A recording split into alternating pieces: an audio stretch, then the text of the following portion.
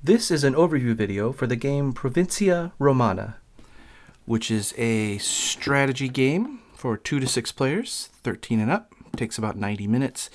And in it you are cast as a Roman legate charged with running a city in Gaul. And you have to build the various components to the city, and you also have to defend it from attack. So we've got a rule book here, several of these player cards, a board of things to pop out. This is the main board here. Resources, some player tokens, and then a number of cards as well. All right, let's take a closer look. So here we're taking a look at the player board. This is the one for blue, and they get some tokens here, some markers. One is going to indicate their morale.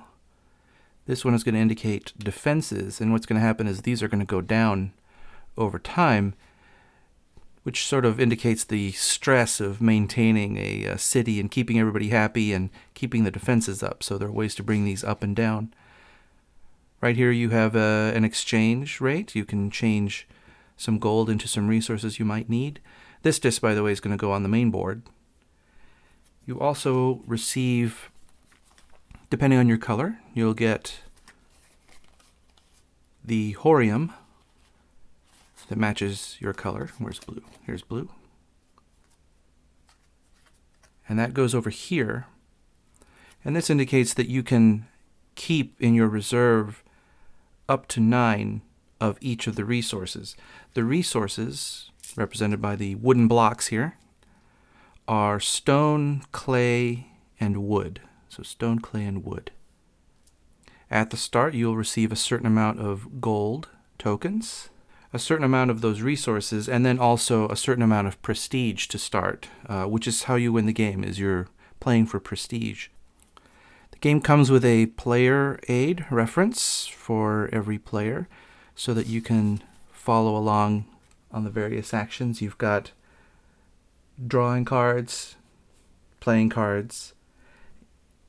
Certain time periods are going to have battles, so it'll remind you to do the battles. Then you have to do some upkeep, paying some taxes and dealing with morale and defenses. Then there are the activation of cards, and then at the very end, there's one last playing of cards action, and that's what that indicates there.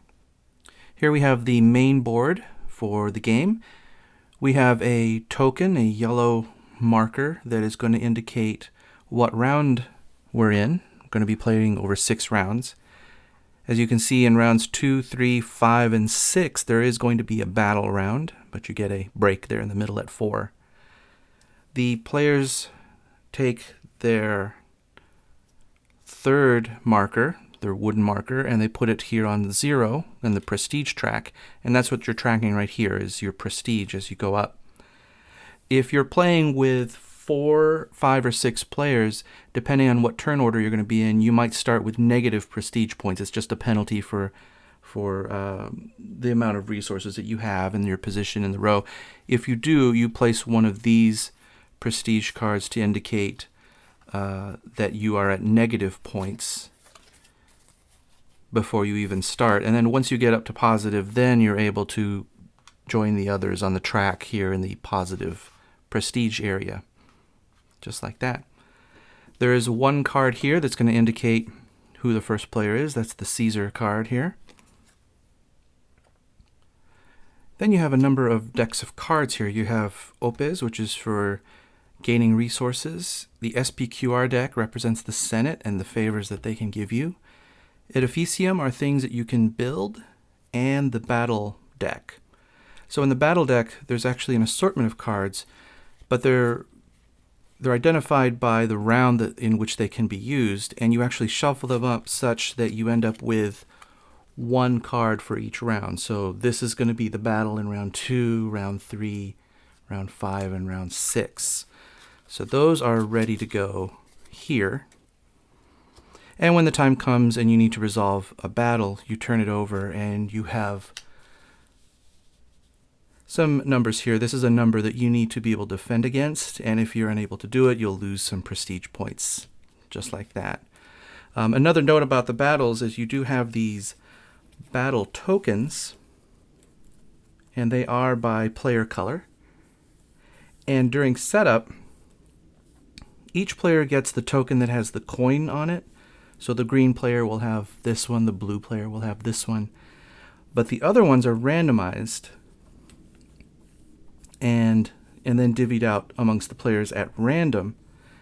And what happens is during the battle, the player, and then the original tokens are included, the player will secretly add a modifier to the battle. So in this one, for example, green will have -1 in their defense, and so on. So they're put into like a pool and then randomized, so you don't know who put in what. Well, in a two-player game, that's a little different, but you randomize it, and then you reveal, and then that is a modifier that you use with other modifiers in order to see whether or not you won the battle or not.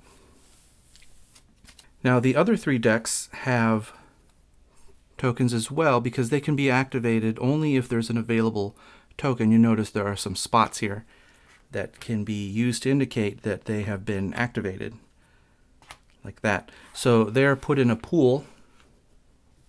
The draw piles go into these spots right here, and the discards are right next to them.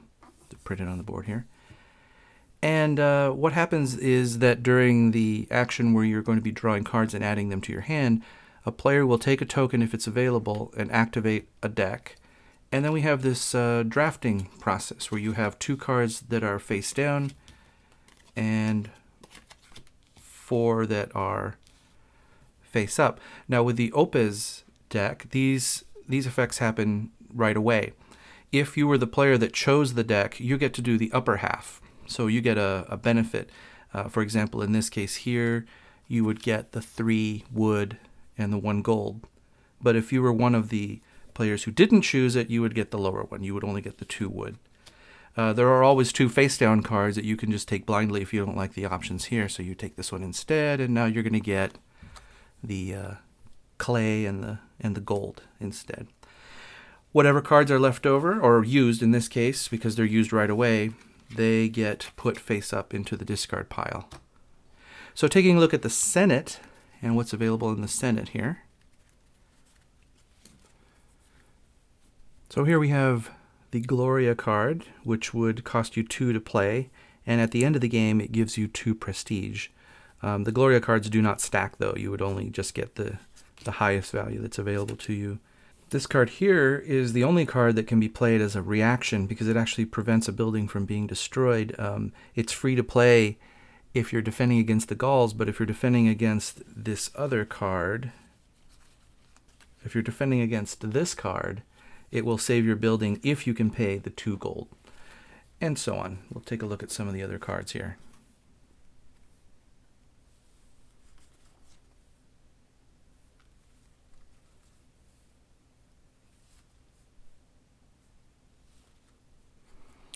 So those are the Senate cards, and then over here are the various buildings that you can build. Let's take a closer look at those.